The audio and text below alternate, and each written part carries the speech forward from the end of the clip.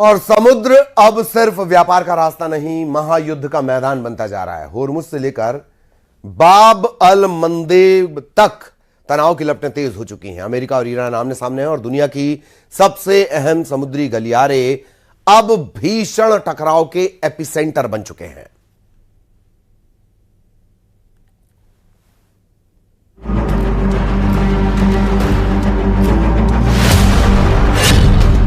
Iran और Yemen की America को धमकी। समुद्री गलियारे से उठी संग्राम की लपट। नहीं बनी बात तो होगा बड़ा आघात।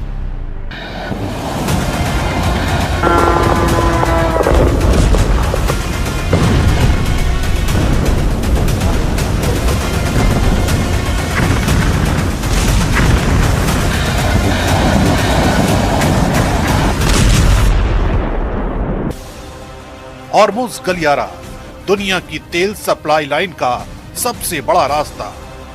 आज वही रास्ता टकराव की सबसे खतरनाक जगह बन गया है।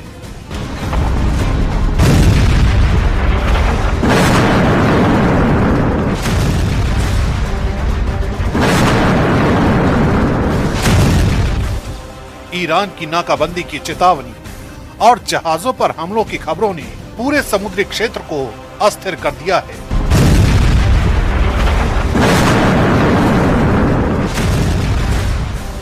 हर गुजरते जहाज पर खतरे की छाया है।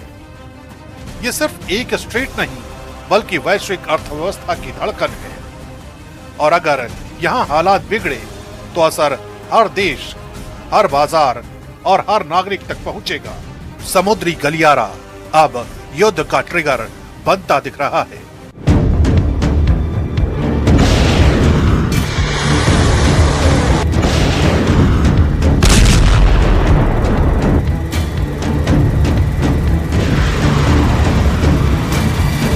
خب اگر اینجا تنگه هست ما هستیم و همه اونهایی که از اینجا میخوام برن همه برن ما نریم، مگه یه امکان پذیره؟ این هم اشتباه رو اشتباه. طبیعتا من گفتم که اگر ईरान के संसद अध्यक्ष मोहम्मद बाकेर कालिबाफ के इस बयान ने होर्मुज को लेकर स्थिति और साफ कर दी है। कालिबाफ का दावा है कि समुद्री गलियारे पर कंट्रोल आज भी ईरान के पास है और जहाजों की आवाजाही उसी की निगरानी में हो रही है।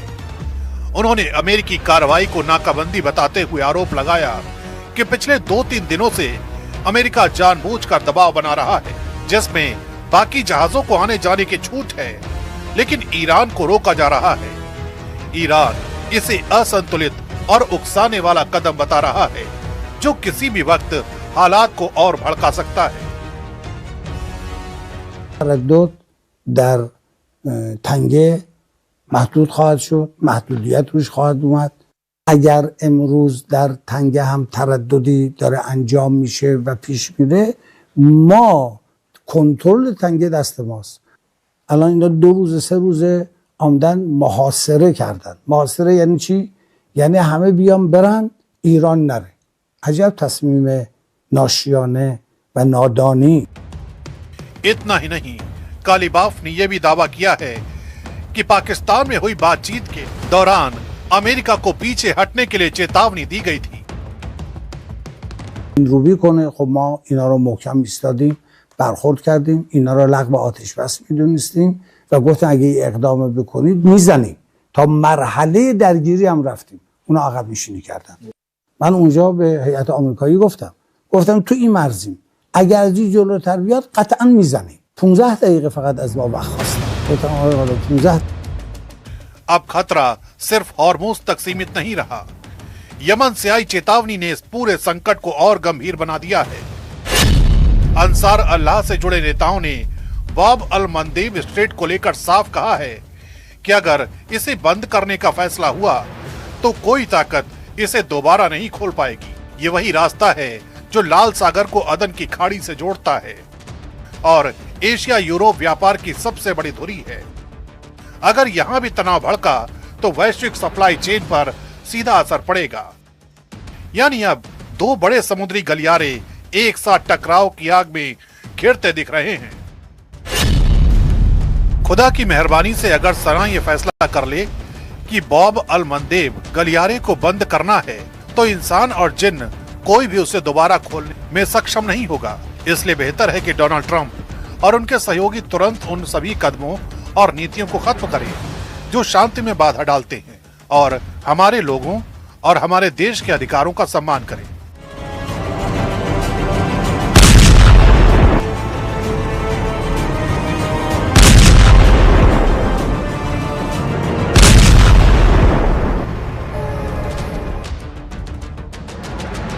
समुद्र के ये रास्ते सिर्फ व्यापार की लाइफलाइन नहीं रहे, बल्कि महायुद्ध की चिंगारी बनते जा रहे हैं।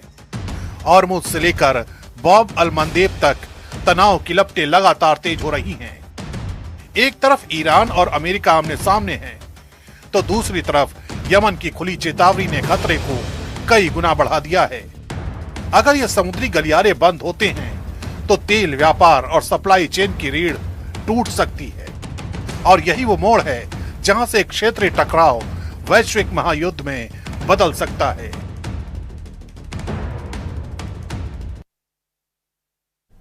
और अब बात वॉर जोन की। अगले 24 घंटे दुनिया के लिए बेहद भारी साबित हो सकते हैं। व्हाइट हाउस के सिचुएशन रूम में डोनाल्ड ट्रंप की वॉर कैबिनेट अलर्ट मोड में है। होर्मुज में बढ़ता तनाव, ईरान की नाकाबंदी और समुद्र में अमेरिकी एक्शन। सवाल सीधा है, क्या दुनिया एक बार फिर एक बड़े युद्ध की तरफ बढ़ जाएगी?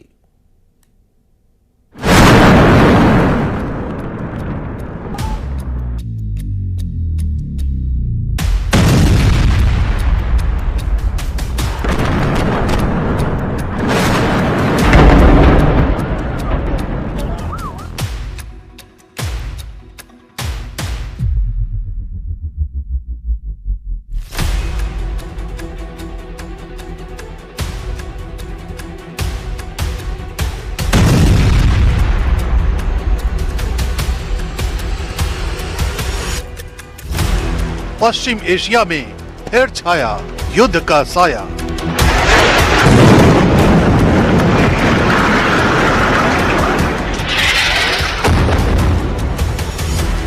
हॉर्मुज नाकाबंदी पर ईरान को अमेरिका की चेतावनी।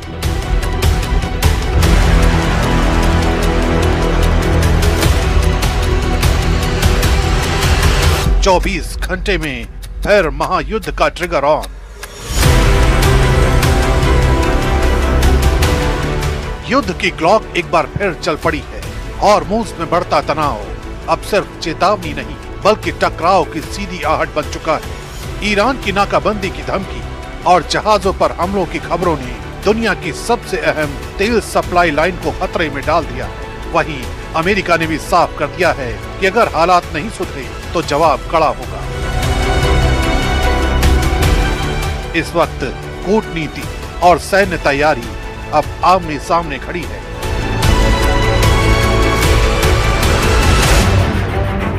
और आने वाले 24 घंटे तय करेंगे कि दुनिया राहत की सांस लेगी या फिर इतिहास में एक और युद्ध लड़ा जाएगा। ऐसा इसलिए क्योंकि एक्सियोस की रिपोर्ट से दुनिया दहशत में है।